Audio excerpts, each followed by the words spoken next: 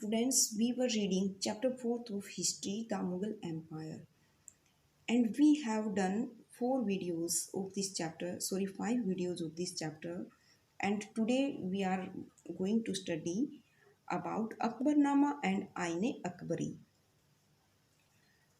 अकबर नामा क्या थी और आईने अकबरी क्या थी? जो अकबर नामा थी ये किसने लिखी थी? अबुल फजल ने। Akbar ordered one of the close friend, अपने एक बिल्कुल निकट के मित्र को अकबर ने आदेश दिया, एंड कोर्टियर्स, और ये इसका राज दरबारी भी था जिसका नाम था Abul Fazal, to write a history of his reign, कि उसके राज्य शासनकाल की एक हिस्ट्री लिखे। Abul Fazal wrote a 3 volume history of Akbar's reign. Abul फजल ने जो अकबर के साम्राज्य की जो हिस्ट्री लिखी वो 3 वॉल्यूम में, यानी उसके 3 पार्ट में डिवाइड की गई, टाइटल्ड अकबरनामा। और उसका नाम जो पूरा का पूरा जो वो हिस्ट्री लिखी गई है उसका नाम क्या है? Akbarnama. The first volume dealt with Akbar's ancestors. Akbarnama का जो फर्स्ट पार्ट है वो अकबर के एंसेस्टर मतलब पूर्वजों के बारे में उसमें स्टडी की गई है। And the second volume recorded the events of Akbar's rain. और जो सेकेंड वॉल्यूम है उसमें क्या रिकॉर्ड हुआ है? इवेंट्स, उसके शासनकाल के दौरान जो भी घटनाएं हुई उनका रिकॉर्ड उस सेकेंड वॉल्यूम में है। The third volume is the आईने अकबरी, और थर्ड वॉल्यूम का नाम है Ain-i Akbari. It deal with Akbar's administration, household, army, the revenue and the geography of his empire. वो जो थर्ड पार्ट है बहुत इम्पोर्टेंट है, आईने अकबरी। इसमें अकबर के साम्राज्य के बारे में, हाउस होल्ड, उसकी जो आंतरिक राज्यों की जो व्यवस्था थी, आर्मी, सेना, रिवेन्यू, टैक्स के बारे में, और ज्योग्राफीज एम्पायर, उसके जो पूरा साम्राज्य था उसके भूगोल के बारे में वर्णन मिलता है। It also provide rich details about the traditions and culture of the people living in India. और ये सिर्फ अकबर के administration, household, army, revenue और ज्योग्राफी के बारे में ही नहीं बताता बल्कि कुछ एक्स्ट्रा इन्फॉर्मेशन भी देता है। और वो क्या है? लोगों उस टाइम के की जो संस्कृति थी और जो उस टाइम के जो ट्रेडिशन, रीति रिवाज थे, ये उन लोगों इस चीज़ की भी डिटेल्स उसमें मिलती है। The most interesting aspect about the आईने Akbari is its rich statistical details about things. और सबसे इंटरेस्टिंग पहलू आईने अकबरी का ये है कि ये बहुत ही ज़्यादा स्टैटिकली, मतलब कि उसमें जो आंकड़े मिलते हैं जो उसके शासनकाल के, वो बहुत ही अबाउट थिंग्स, किसी भी चीज़ों के बारे में जो भी उसमें स्टैटिकल डिटेल्स हैं, एज डाइवर्स, वो इतनी विभिन्न हैं, एज वो मतलब कि काफ़ी हर तरह की डिटेल्स उसमें मिलती हैं। क्रॉप्स के बारे में, यील्ड, उत्पादन कितना हुआ इस बारे में, प्राइसेस, कीमतें कैसी थी, वेजेस, जो मजदूरी क्या दी जाती थी, और रिवेन्यू, और जो है टैक्स क्या पे किया जाता था किसानों के द्वारा। इन सब चीज़ों के बारे में मतलब डाइवर्स जो है स्टडी मिलती है। A closer look Akbar's politics policies. The broad feature of administration were laid down by Akbar. Akbar के द्वारा अपने साम्राज्य का बहुत ही विस्तृत वर्णन जो है मिलता, अकबर के शासनकाल के जो उसके साम्राज्य में की जो ब्रॉड फीचर थी, जो काफ़ी विस्तृत विशेषताएं थी, and were elaborated discussed by Abul Fazal, वो बहुत ही विस्तृत रूप से अबुल फजल के द्वारा उनका वर्णन किया गया। इन हिज बुक, उसकी बुक में, कौन सी बुक में? अकबरनामा में। इन particular in its last volume, और ख़ास तौर पर उसके जो आखिरी भाग था ना, द आईने अकबरी, आईने अकबरी में बहुत विस्तार से अकबर के साम्राज्य के हर पहलू का वर्णन किया गया। अबुल फजल explained that the empire was divided into provinces called सूबाज। Abul फजल ने अपनी आईने अकबरी में वर्णन किया है कि जो अकबर का साम्राज्य था वो बांटा गया था इनटू प्रोविंसेस। प्रोविंसेस मतलब जैसे इंडिया में स्टेट होते हैं ना, ऐसे ही उस टाइम प्रोविंस बोलते थे। और प्रोविंस को नाम दिया जाता था सूबाज। सूबा और प्रोविंस एक ही बात है। मतलब कि अकबर का जो पूरा देश था, साम्राज्य था, वो प्रोविंसेस में बांटा गया, जिनको सूबा कहा जाता था। गवर्नड बाय अ सूबेदार, और हर एक सूबे का एक सूबेदार होता था। जैसे स्टेट का गवर्नर होता है, ऐसे ही सूबेदार होता था। Who carried out both political and military functions, जो जो कि दो दो तरह के कार्य करता था, पॉलिटिकल राजनीतिक और मिलिट्री और सैनिक कार्य संभालता था। आप याद रखेंगे, पॉलिटिकल और मिलिट्री दो तरह के कार्य कौन संभालता था? सूबेदार, जो कि उस सूबे का गवर्नर होता था। Each province also had a financial officer, और हर एक प्रोविंस का एक फाइनेंशियल ऑफिसर भी होता था। जैसे धन मंत्री होता है फाइनेंशियल ऑफिसर, जैसे कि फाइनेंशियल मिनिस्टर होता है आजकल, वहाँ पे फाइनेंशियल ऑफिसर होता था, उसको दीवान कहा जाता था, जो मनी का पूरा रिकॉर्ड रखता था। For the maintenance of peace and order in his province, और इसका एक और काम था, जो फाइनेंशियल ऑफिसर था उसको दीवान कहते थे। और ये किस चीज़ की मेंटेनेंस रखता था? पीस एंड ऑर्डर, शांति और व्यवस्था साम्राज्य में। द सूबेदार was supported by other officers, जो सूबेदार होता था दूसरे ऑफिसर्स भी उसका सहयोग देते थे।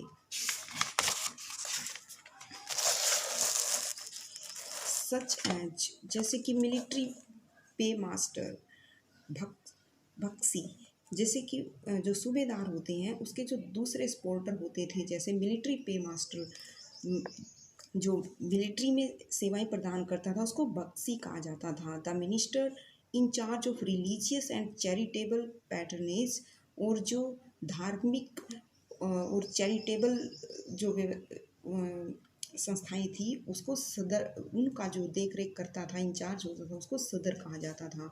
मिलिट्री कमांडर्स फौजदार, और जो मिलिट्री कमांडर होता था उसको फौजदार कहा जाता था। And the town police commander कोतवाल, और जो कस्बे में पुलिस कमांडर होता था उसको कोतवाल कहा जाता था। तो ये आपको याद रखना है कि मिलिट्री पे मास्टर को कहा जाता था भक्सी, और रिलीजियस और चैरिटेबल पैटर्नेज को कहा जाता था सदर, और मिलिट्री कमांडर होते थे फौजदार, और टाउन पुलिस कमांडर को कहा जाता था कोतवाल। नेक्स्ट है Nurjahan influence in Jahangir court. Nurjahan Mehrunnisa married the emperor Jahangir in 1611। जो मेहरुनिसा थी, ये जहांगीर से इनकी शादी हुई थी। And receive the title Nurjahan, और इसको नूरजहां टाइटल दिया गया। She remained extremely loyal and supportive to the monarch, वो राजा के प्रति बहुत ही मतलब अत्यधिक वफादार थी और सहयोगी थी। As a mark of honour, और जहांगीर ने उसको सम्मान देने के लिए जो सिल्वर कॉइन्स थे, वहाँ उन पे एक तरफ तो अपना टाइटल लिखवाया हुआ था, और दूसरी साइड में इंस्क्रिप्शन में struck in the name of queen Begum Nurjahan, और दूसरी साइड में queen Begum Nurjahan title inscript कराया था। किसने? जहांगीर ने। ये जो है इतना इम्पोर्टेंट नहीं है। Akbar's nobles. Akbar's nobles commanded large armies and had access to large amounts of revenue.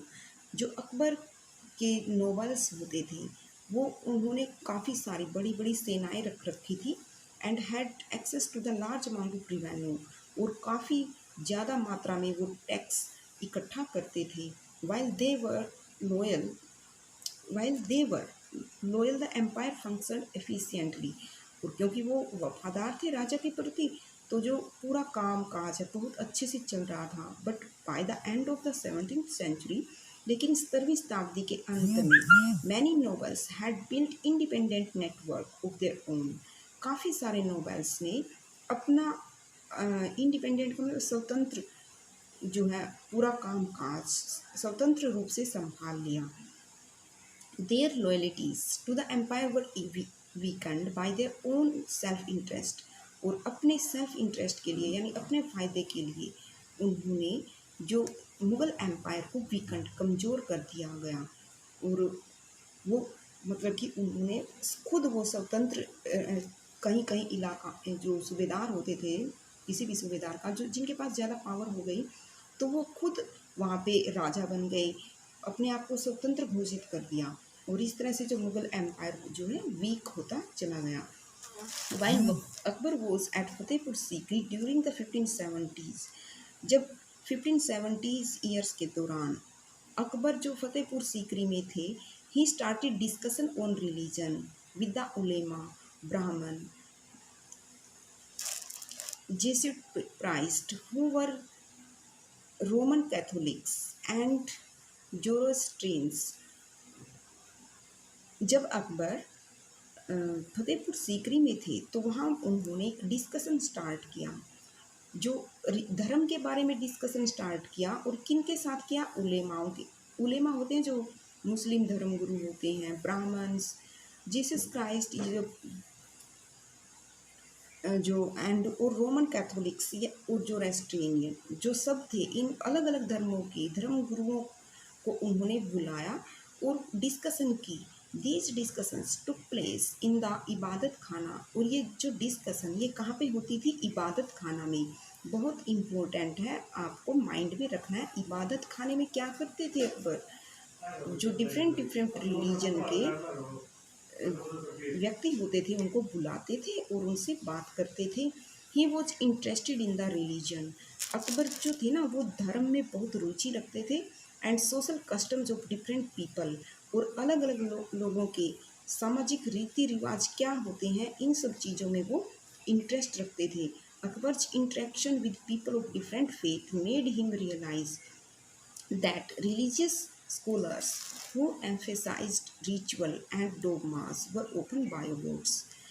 Akbar Akbar's interaction, जो अकबर की जो इंटरेक्शन का मतलब है उनके साथ जो बातचीत करते थे डिफरेंट डिफरेंट धर्मों के लोगों के साथ, इससे उन्होंने क्या रियलाइज़ किया कि जो रिलीजियस स्कॉलर, जो धार्मिक गुरु हैं, हु एम्फेसाइज रिचुअल, जिन्होंने मतलब विशेष कर्म कांडों को मान्यता दी है, एंड डोगमास, डोगमास का मतलब है कि जो मैंने जो कह दिया वो तुम्हें करना ही होगा, मतलब कि जो ज़बरदस्ती अपने विश्वास जो दूसरों पर थोपता है ना, वो डोगमा होता है। वर ओपन बायोगोड्स, बायोगोड्स का मतलब है जो दूसरे के बिलीफ को ठुकराना। उन्होंने मतलब ये जो रिचुअल्स थे और जो डोगमास थे, जो अलग अलग धर्म गुरुओं के द्वारा जो लोगों पर ज़बरदस्ती जो विचार थोपे गए थे, उसका अकबर ने बायकॉट किया। Their teachings created division and disharmony amongst his subjects.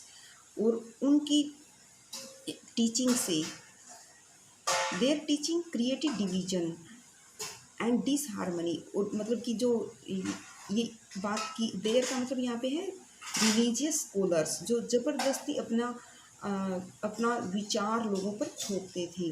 तो ऐसे उनकी जो टीचिंग्स थी, उनके जो उपदेश थे, उससे क्रिएटेड डिवीजन, उससे समाज में बंटवारा हो गया था। एंड डिसहार्मनी, और समाज में डिसहार्मनी का मतलब है असामंजस्य, असामंजस्य मतलब कि समानता न होना। अमंगस्ट हिज सब्जेक्ट, प्रजा में बहुत ही बेचैनी और परेशानी की स्थिति हो गई थी। This eventually led Akbar to the idea of sulh kul और यूनिवर्सल पीस। और इससे जो अकबर ने धीरे धीरे क्या सीखा, उन्होंने एक विचार उनके मन में आया, और उस जो थॉट था, आइडिया था, वो था सुलह ए कुल। सुलह कुल का मतलब होता है यूनिवर्सल पीस, यानी सार्वभौमिक शांति, यानी सब शांति से रहें, कोई भी किसी तरह का भी समाज में अव्यवस्था न हो। ऐसे यूनिवर्सल पीस के बारे में अकबर ने सोचा, जिसको नाम दिया गया सुलह ए कुल, यानी सब धर्म आराम से अच्छे से मिलजुल कर रहे। This idea of tolerance did not discriminate between people of different religion in is realm. और जो